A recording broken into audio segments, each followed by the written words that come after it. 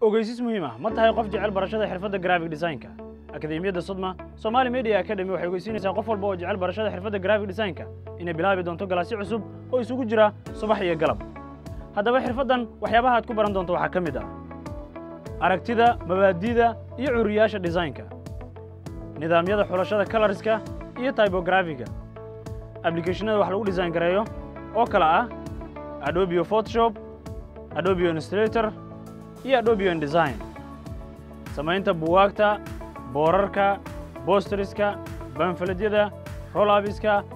logooyinka professionalka ah journalistka iyo wixii la mid ah haddaba haddii aad danaynayso barashada xirfaddan